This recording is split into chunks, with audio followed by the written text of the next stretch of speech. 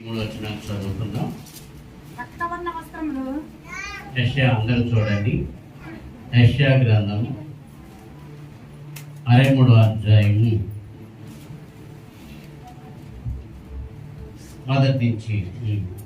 రక్తవర్ణ వస్త్రములు రక్తవర్ణ వస్త్రము ధరించి ఏదోము నుండి వచ్చుచున్న ఇతడు ఎవడు?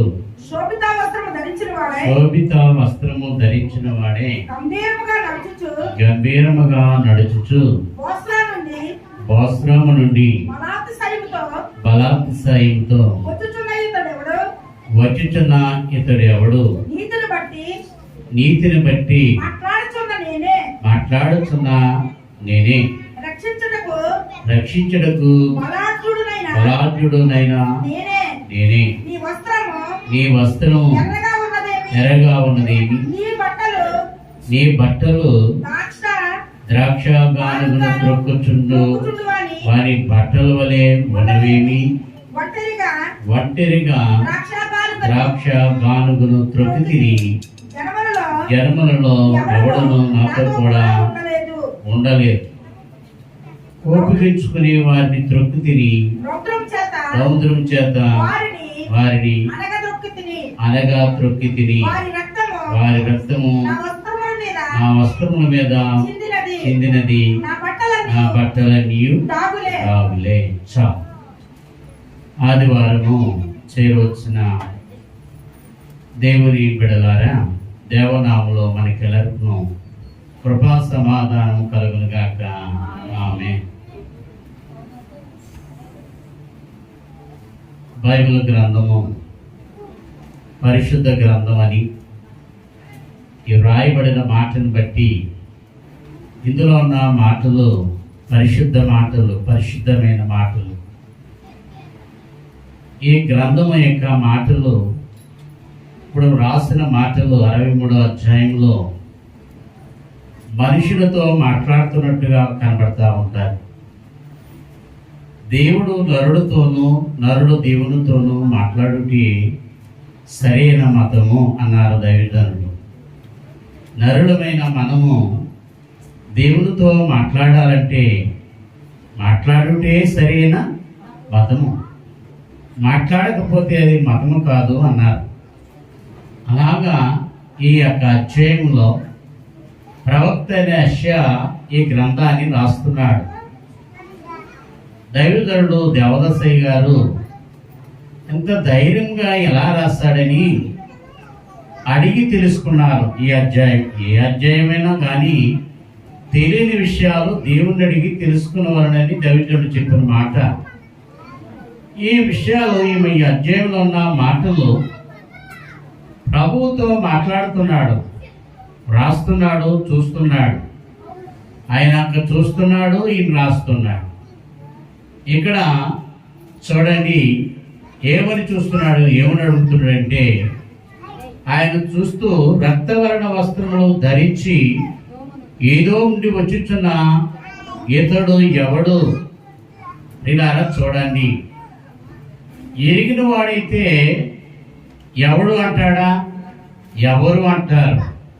కనుక ఆయన చూస్తున్నాడు కానీ ఎవడో అనుకుంటున్నాడు. కనుక ఎలాగంటున్నాడంటే, ఒక అధికారిగా కనబడతలేదు, ఒక యాజకుడిగా కనబడతలేదు, ఒక రాజులుగా కనబడతలేదు, ఏంటి ఒక న్యాయాధిపతులుగా, ఒక అధికారిగా ఆయన ఏమి కనబడతలేదు. ఎలా కనబడుతున్నాడంటే ఒక కూలివానిగా కనబడుతున్నాడు, ఒక పనివాడుగా కనబడుతున్నాడు. దేవదాసయ్య గారు అన్నారు, బైబిల్ మిషన్ యాజకుడు ఎట కూలివాడు అన్నారు.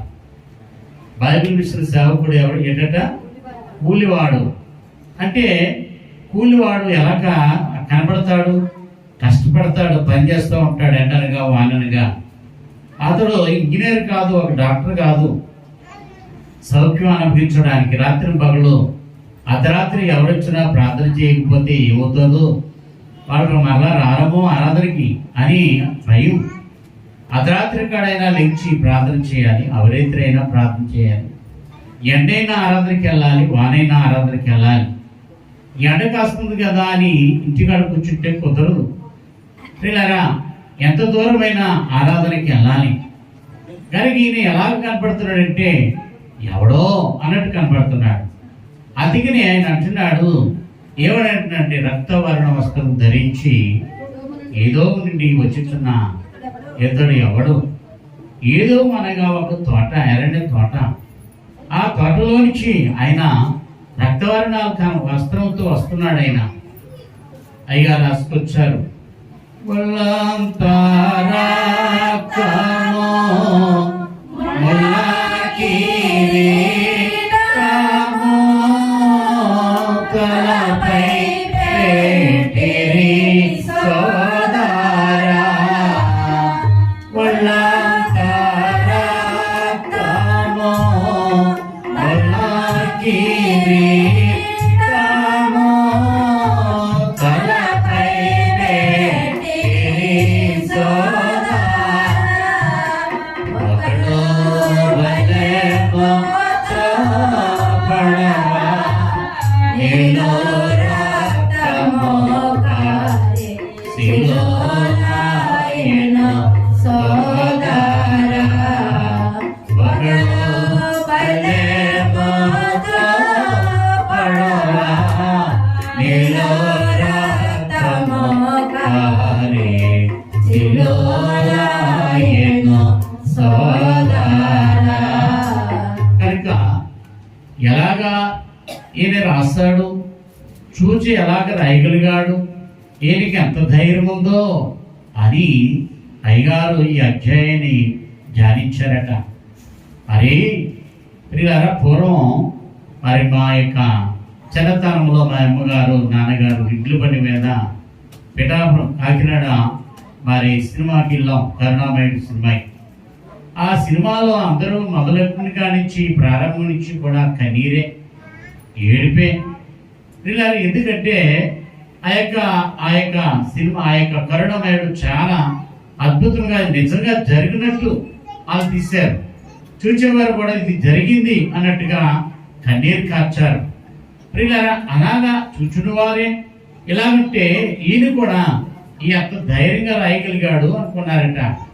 ప్రియులారా, ఒక మాట అన్నారు చూస్తూ, ఈయన యెషయా ప్రవక్త రాస్తున్న ఈ అధ్యాయాన్ని ఎలాగ రాయగలిగాడని అయ్యగారు చూసినప్పుడు రాస్తూ రాస్తూ రాస్తున్న కళనట అలా విడిచిపెట్టారట.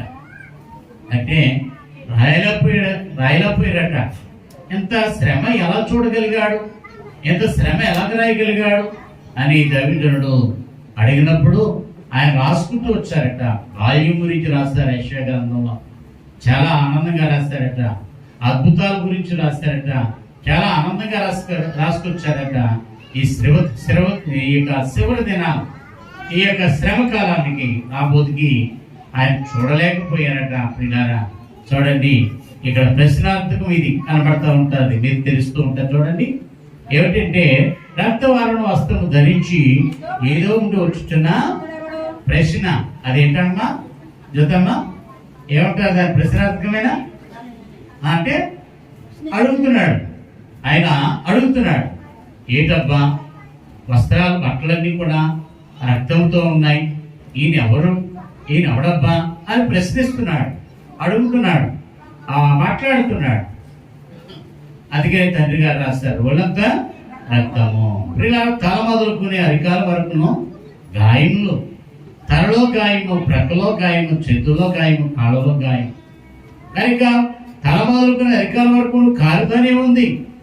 ఎలా కారుతుంది? కాలువలుగా కారుతుంది.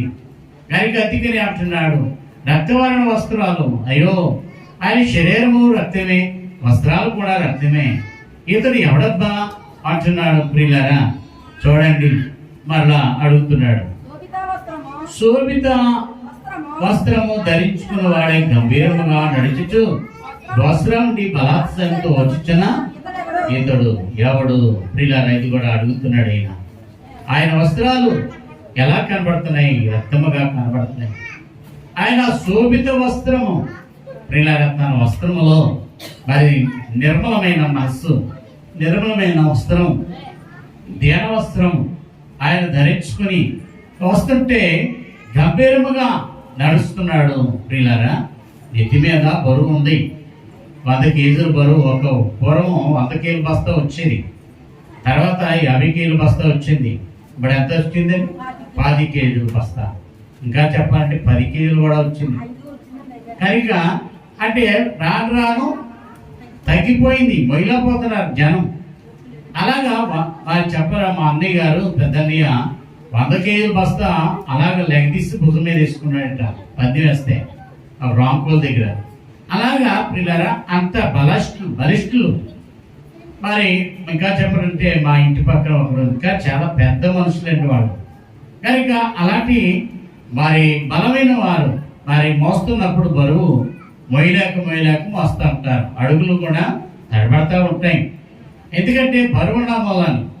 అలాగా ఈయన ఎలా మోసుకొస్తున్నాడంటే శోభిత వస్త్రము ధరించుకున్నవాడే గంభీరముగా నడుచుచు బోస్రాముడి బలాత్సయంతో వచ్చి, అయ్యో చాలా బలాత్సయంతో వస్తున్నాడే, అయ్యో నడవలేకపోతున్నాడే, ఇతడు ఎవడబ్బా అంటున్నాడు. ప్రియులారా చూడండి ఎలా మాట్లాడుతున్నాడో, ఎలా చూస్తున్నాడో, ఎలాగ ప్రశ్నిస్తున్నాడో. ప్రియులారా మీరు కూడా ఏ అనుభవం కలిగి ఉండాలంటే బైబిల్ మిషన్ వారమైనా దేవునితో మాట్లాడుతూ ఉండాలి. నరుడితో కాదు మాట్లాడుట, దేవునితో మాట్లాడాలి. ఈ దైవజనుడు రాస్తున్నాడు, అడుగుతున్నాడు. పిల్లలారా చూడండి మరొక మాట, కింద మాట చూడండి. నీతిని బట్టి మాట్లాడుతున్నాను నేనే, రక్షించుటకు బలాఢ్యుడను.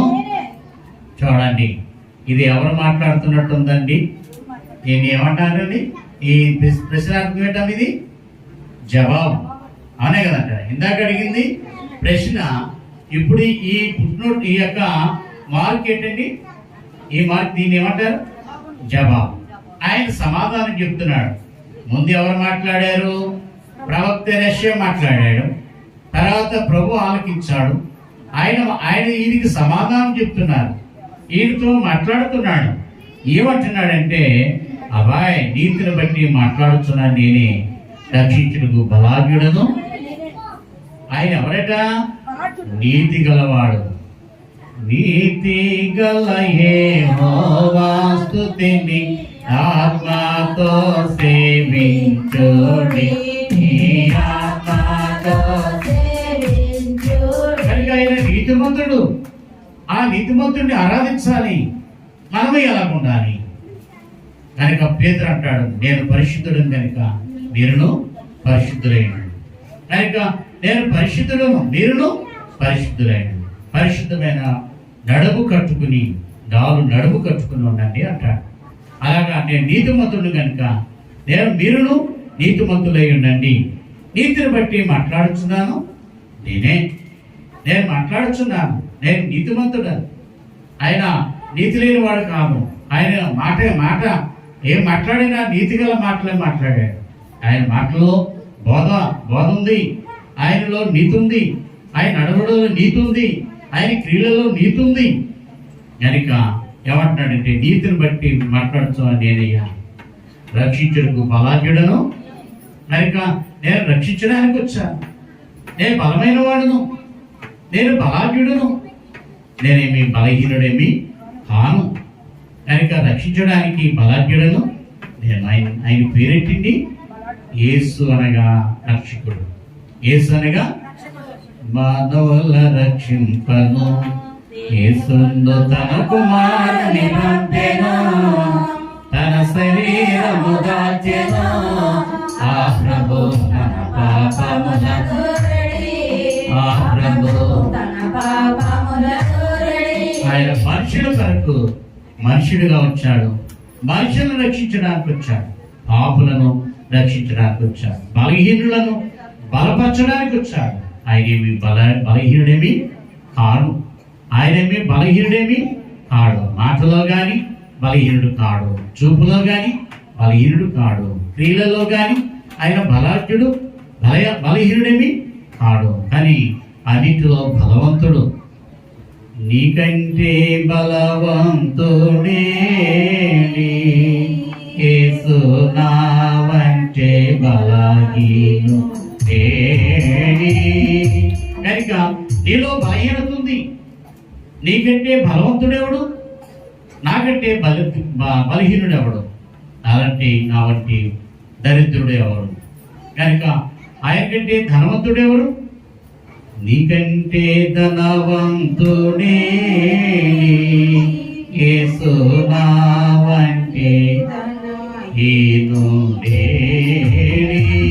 కనుక ఆయన ధనవంతుడు, భాగ్యవంతుడు, బలవంతుడు. మనమైతే ధనహీనులు, మనమైతే బలహీనులు. కనుక అంటున్నాడు ఆయన, ఏమంటున్నాడంటే నీతిని బట్టి మాట్లాడుతున్నాను నేనయ్యా, నేను నీతిని బట్టి మాట్లాడుతున్నాను, నేను నీతిమంతుడను.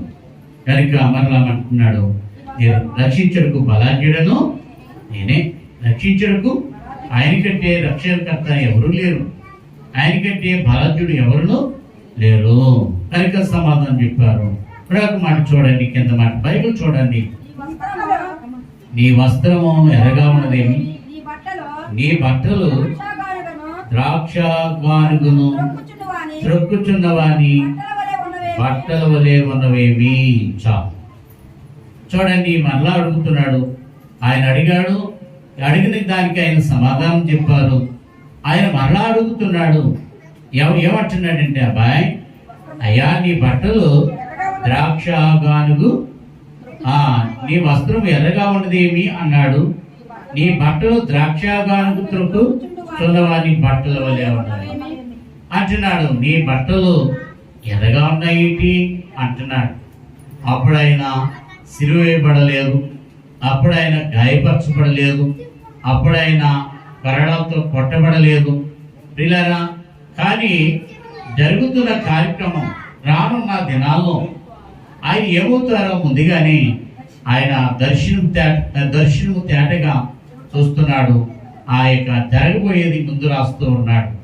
కనుక నీ బట్టలు ఎర్రగా ఉన్నవేమి, నీ బట్టలు ద్రాక్ష గానుగు త్రొక్కుచుండు వాని వలె. కనుక చూడండి, నీ బట్టలు ద్రాక్ష గానుగు త్రొక్కుచున్న బట్టలు. ప్రియులారా గమనించండి, ఆయనకి దర్శనం కనబడుతుంది.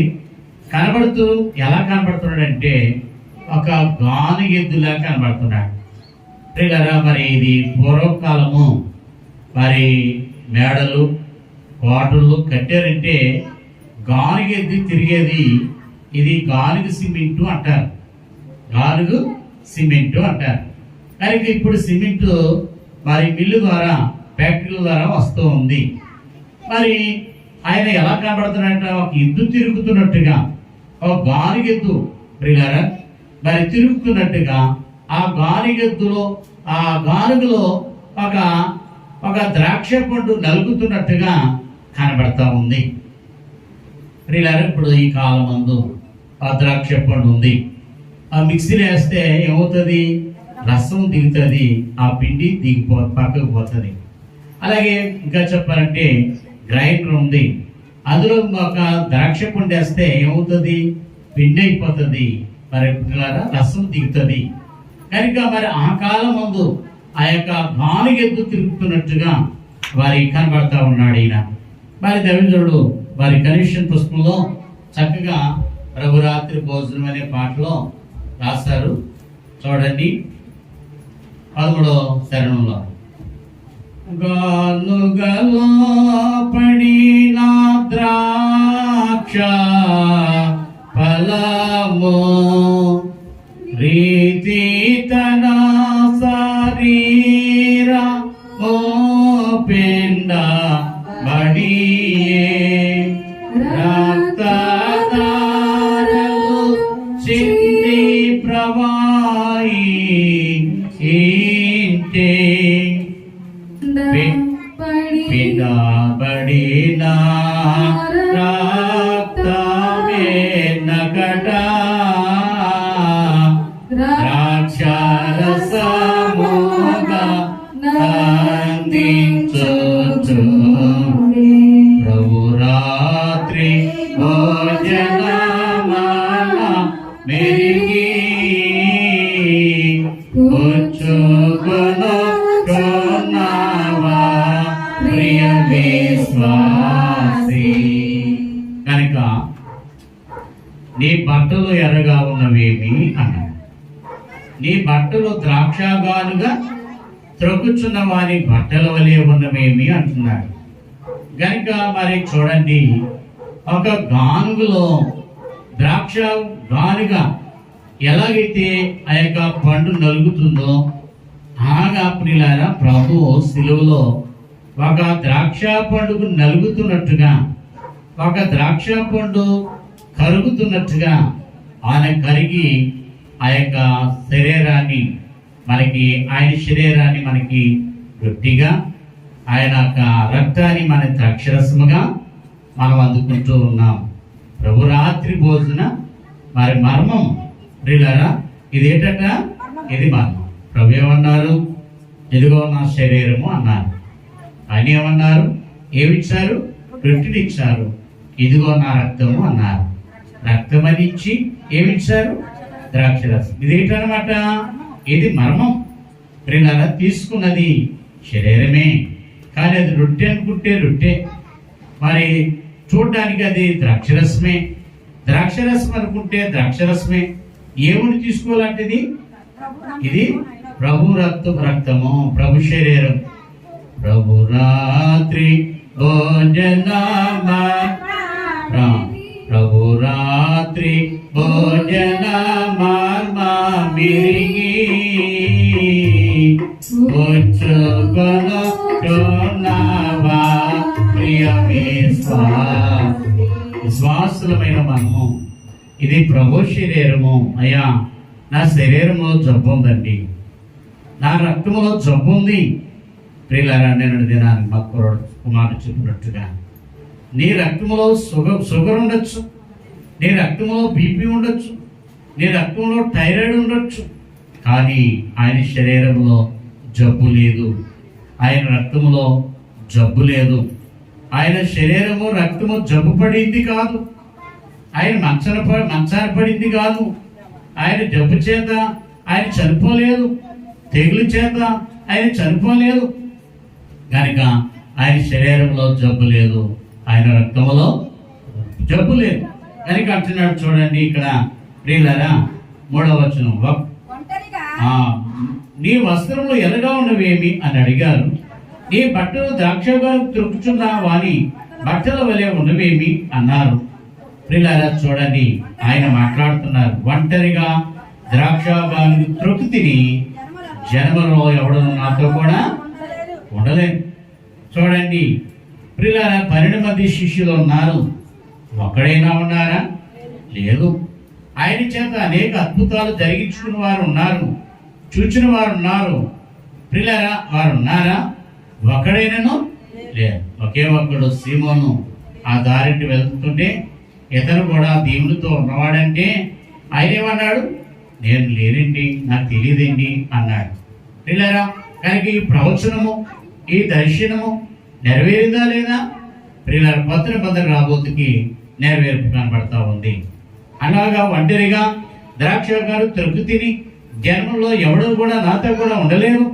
కోపిగించుకుని వారిని త్రొక్కుతిని, రౌద్రం చేత వారిని త్రొక్కుతిని, వారి బట్టలు నా వస్త్రముల మీద, వారి రక్తము నా వస్త్రముల మీద చిందినది, నా బట్టలన్నీ దాగులే. కనుక ప్రియులారా ఆయన మాట్లాడుతున్నాడు, అడిగిన వాటికి ఆయన సమాధానము చెప్తూ ఉన్నాడు. కనుక ప్రియులారా ఆయన బట్టలన్నీ కూడా డాగులే.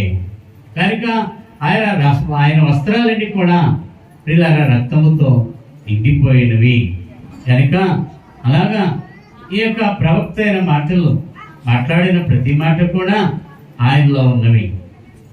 ఎండాటేగా యములో మండోటలో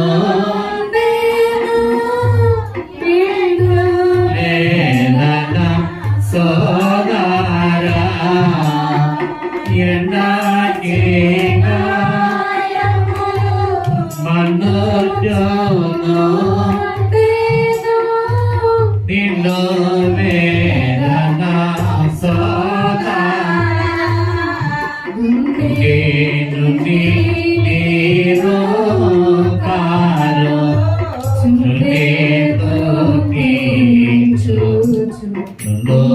వేదన సోదరా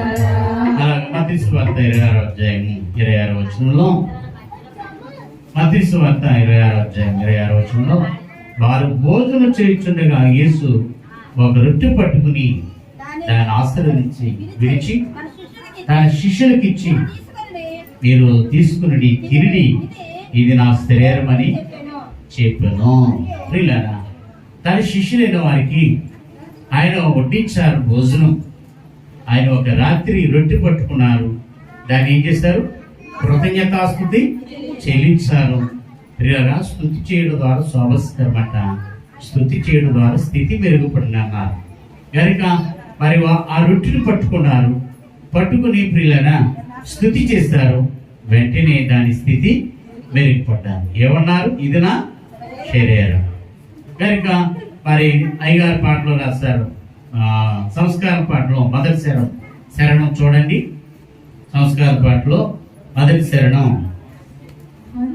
అందుకున్న రొట్టెతో ఆయన శరీరము నందుకొందుము పరమపతి అద్భుతము. అందుకున్న రొట్టెతో ఆయన శరీరము నందుకొందుము పరమపతి అద్భుతము. ఎందరేనో మారు వందలాయేలలో వందించి తినను బాధయుతరుగలేదు.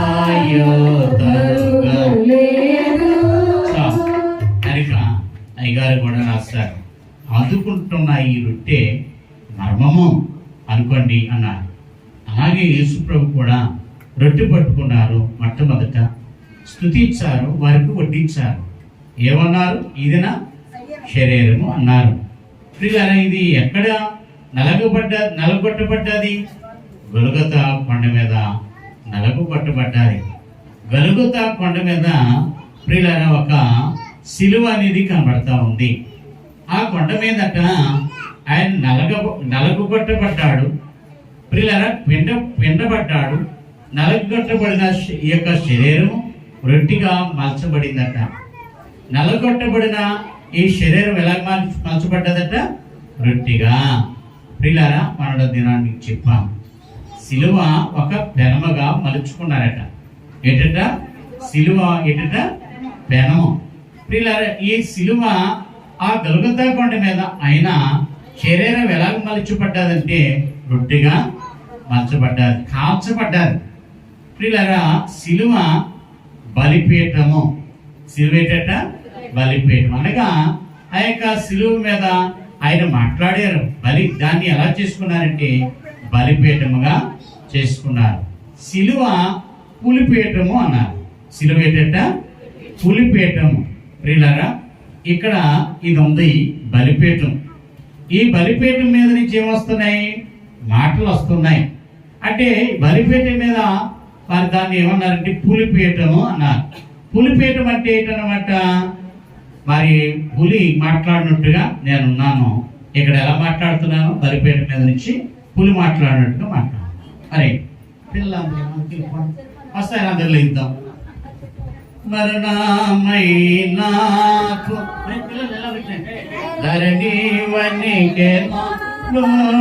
పిల్లలందరూ నీకు సమయం వచ్చినప్పుడు పుస్తకం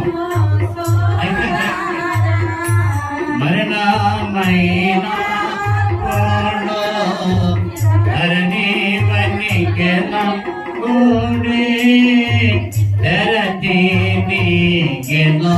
సోదారా గిరిలో మండలో బంద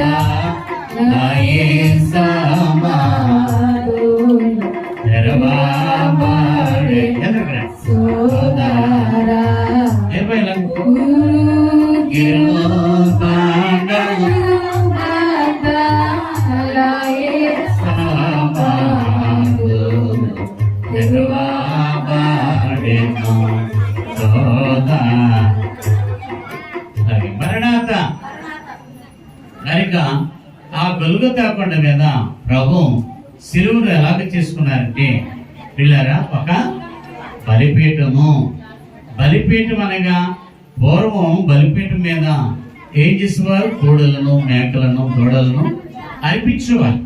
దాన్ని ఏమనేవారు? బలి అర్పించేది కనుక బలిపీఠము. అలాగే పిల్లరా, సిలువ అనేది ప్రభు ఎలా చేసుకున్నారు? ఒక బలిపీఠముగా చేసుకున్నారు. కనుక మరి సిలువ మరొకటి ఎలాగట? పులిపీఠముగా. పిల్లరా, ఇది బలిపీఠము, మరి పులిపీఠము. ఇక్కడి నుంచి పులి మాట్లాడుతున్నట్టుగా, నేను ఎలా మాట్లాడుతున్నానండి? ఒక పులి అరిసినట్టుగా, పులి కేకలేసినట్టుగా. ఈ మాటలు ఎలాంటి అంటే పవర్ఫుల్ అయినవి కనుక, సింహం లాంటి మాటలు ఇవి. కనుక ఈ మాటలు ఇక్కడి నుంచి వస్తున్నాయి, మీ మీదకి వస్తూ ఉన్నాయి. అంటే ఇది బలిపీఠము, పులిపీఠము. మరి ఇంకోటి ఏమన్నారండి? పెనము అనగా సిలువ మీద ఆయన ఎలా కాల్చబడ్డారంటే పెనము మీద కాల్చున్నట్టుగా అప్పం వలె కాల్చబడ్డారు. ప్రియులారా, ఆయన శరీరం అప్పముగా మలచబడ్డది. ఆయన రక్తము ప్రియులారా ద్రాక్షరసముగా మలచబడ్డారు. ద్రాక్షరసము ఒక రక్తముగా మలచబడ్డారు. ఆయన చూడండి, ముగించుకోవచ్చు. వారు భోజనం చేర్చుండగా ఆయన యేసు ఒక రొట్టె పట్టుకుని దాన్ని ఆశీర్వదించి విరిచి శిష్యునికి ఇచ్చి, మీరు తీసుకుని తిని, ఇది నా శరీరం అని చెప్పాను. ఈ రొట్టె చేతుల్లో పెట్టినప్పుడు నేనేమంటాను? పుచ్చుకుని తీసుకుని సిలువలో మీ కొరకు ప్రాణం పెట్టిన ఏమంటాను? ఇది ఏమపడుతుంది మీకు? ఎప్పుడైనా పుచ్చుకుని తీసుకుని, ఇది సిలువలో మీ కొరకు ప్రాణం పెట్టిన రేస్తూ శరీరం. మరి ద్రాక్షరసం ఇచ్చేటప్పుడు ఏమంటాం? పుచ్చుకుని తీసుకుని, ఇది మీ కొరకు సిలువలో చిందింపబడుతున్న కొత్త నిబంధన రక్తము అంటారు. కనుక ప్రియులారా, ఇలాగా ప్రభు వారికి ఇచ్చి వారి స్తుతించారు, వారి చేతులు పెట్టారు. చూడండి 27.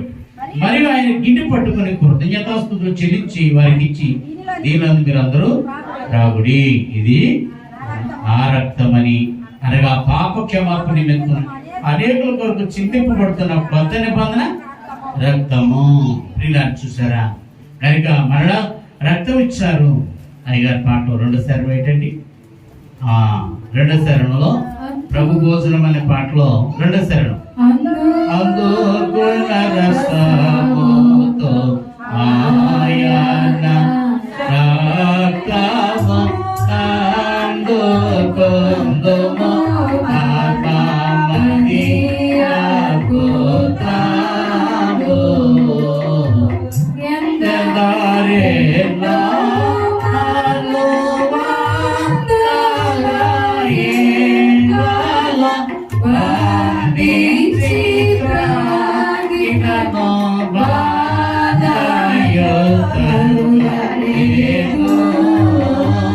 కనుక ఇది తీసుకున్నా మనము ఎన్నాళ్ళు తీసుకున్నా, ఇప్పుడు తీసుకున్నామా?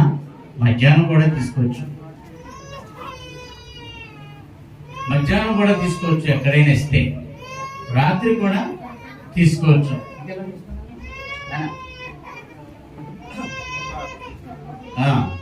కనుక ఎన్ని మార్లైనా తీసుకోవచ్చు, తప్పేమీ లేదు. కనుక అది శరీర రక్తాలు అందుకోవడం ద్వారా పాప పరిహారము, వ్యాధి నివారణ. ఒక మాట చదువుకుందాం, చూడండి. యోహాను సువార్త 6వ అధ్యాయము, యోహాను సువార్త 6వ అధ్యాయం మరి 31వ వచనాన్ని చదువుదాం.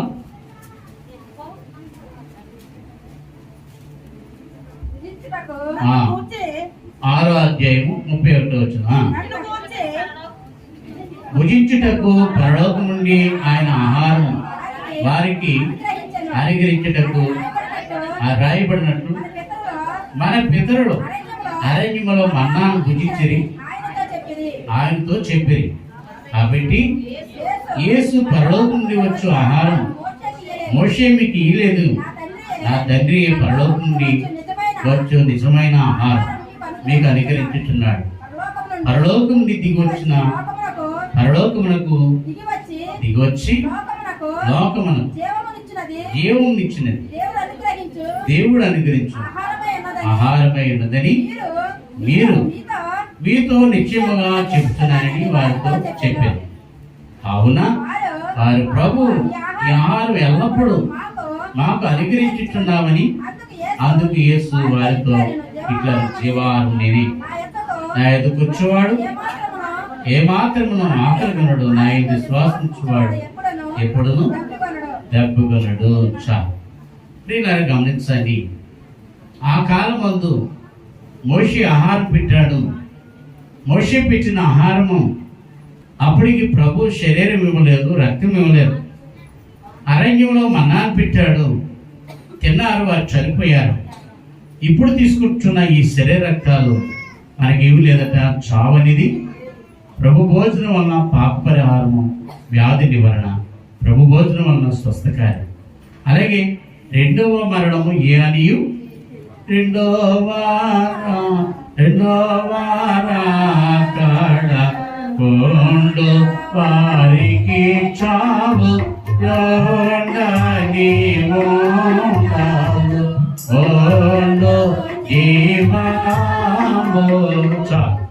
కనుక ఈ శరీర రక్తాలు తీసుకున్న వారికి ఏమి లేదట, రెండవ మరణం లేదు.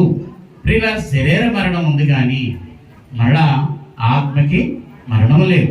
కనుక రెండవ మరణం మనం యాని చెందం. అందుకనే ప్రభు అన్నారు, నీ శరీరం తినివాడు నిత్య జీవనకు వారసుడగును. కనుక ఈ శరీరము నలుగు కట్టబడింది. ఎలాగట, గానుగులో ద్రాక్ష పండు నలుగునట్టుగా నలుగుపడ్డది. అందుకనే ప్రవక్త యెషయా అంటున్నాడు, ఈ వస్త్రములు ఎరగా ఉన్నవేమి అంటున్నాడు.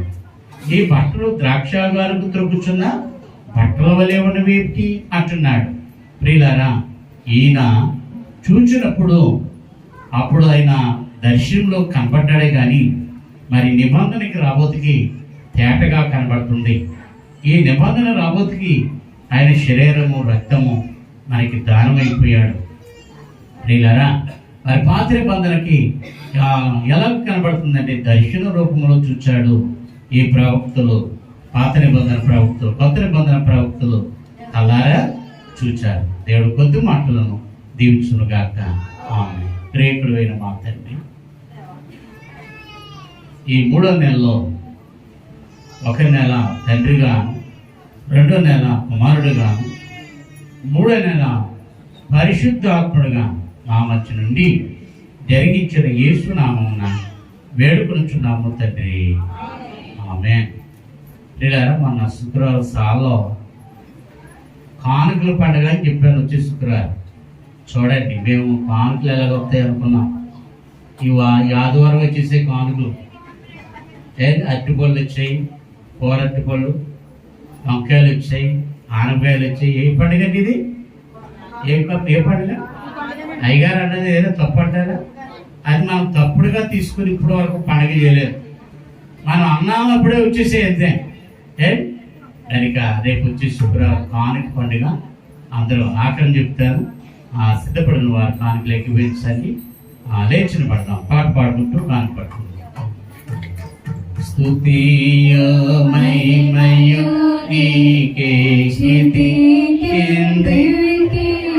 నీతి వితాతి కింత తావేలయో దేవా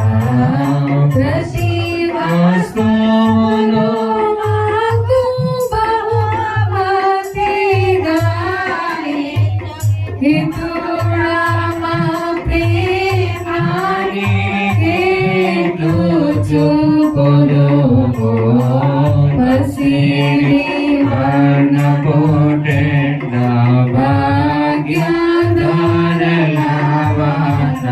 విసారు మంచి గాలి విరియో పుష్పములు రసమల్కో పండ్లని రాజా ప్రేమ చాటు ప్రసారించు కోతాలు కలమందో వివో